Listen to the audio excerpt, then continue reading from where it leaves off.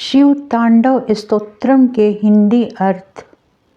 जिन्होंने जटा रूपी अटवी अर्थात वंश से निकलती हुई गंगा जी के गिरते हुए प्रवाहों से पवित्र किए गए गले में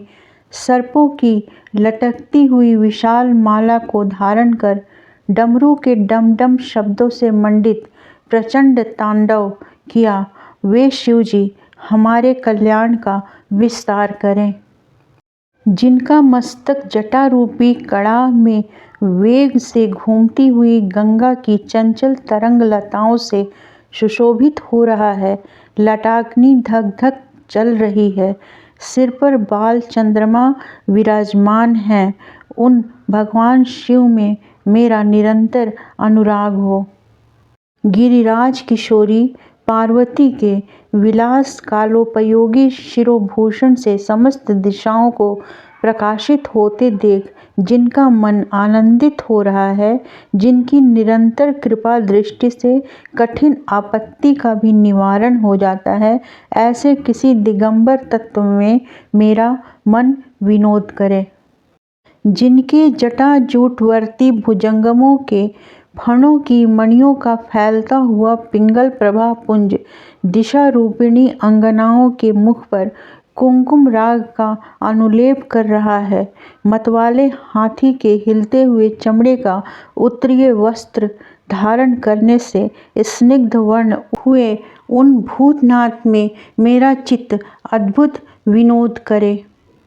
जिनकी चरण पादुकाएं इंद्र आदि समस्त देवताओं के मस्तकवर्ती कुसुमों की धूलि से धूसरित हो रही हैं, नागराज के हार से बंधी हुई जटा वाले वे भगवान चंद्रशेखर मेरे लिए चिरस्थायिनी संपत्ति के साधक हों।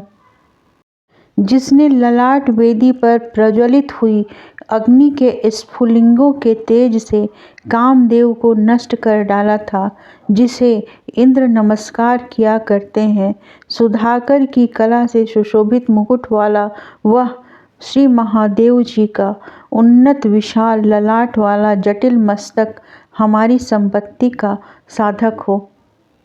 जिन्होंने अपने विकराल भाल पट्ट पर धक धक जलती हुई अग्नि में प्रचंड कामदेव को हवन कर दिया था, गिरिराज किशोरी के स्तनों पर पत्र भंग रचना करने के एकमात्र कारीगर,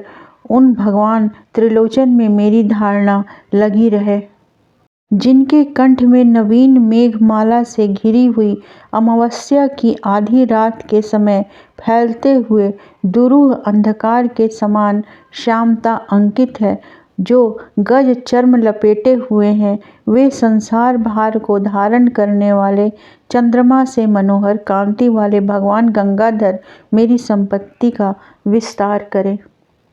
जिनका कंठ देश खिले हुए नील कमल समूह की श्याम प्रभा का अनुकरण करने वाली हरिणी की सी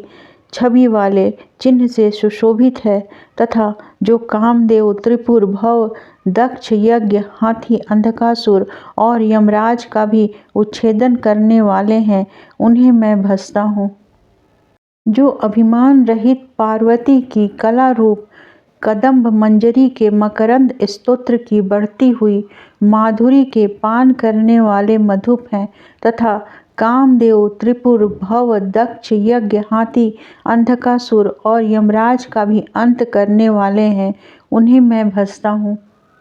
जिनके मस्तक पर बड़े वेग के साथ घूमते हुए भुजंग के फुफकारने से ललाट की भयंकर अग्नि क्रमशः धधकती हुई फैल रही है, धीमी धीमी बजते हुए मृदंग के गंभीर मंगल घोष के क्रमानुसार जिनका प्रचंड तांडव हो रहा है, उन भगवान शंकर की जय हो।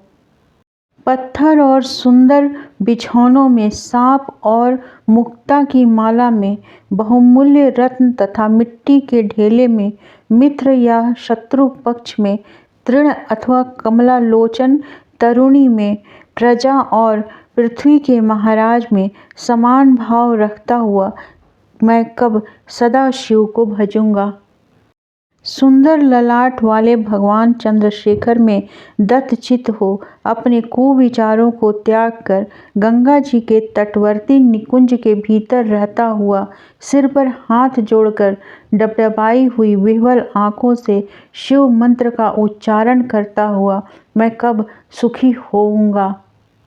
जो मनुष्य इस संसार से उक्त इस उत्तमोत्तम स्तोत्र का नित्य पाठ स्मरण और वर्णन करता है वह सदा शुद्ध रहता है और शीघ्र ही सुरगुरु श्री शंकर जी की अच्छी भक्ति प्राप्त कर लेता है। वह विरुद्ध गति को नहीं प्राप्त होता, क्योंकि श्री शिव जी का अच्छी प्रकार से चिंतन प्राणी वर्ग के मोह का नाश करने वाला है।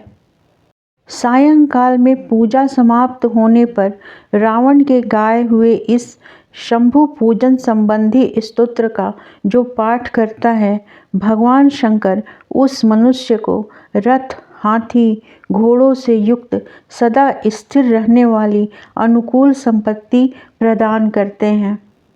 इस प्रकार श्री रावण द्वारा रचित शिव तांडव स्तोत्रम का हिंदी अनुवाद संपूर्ण हुआ।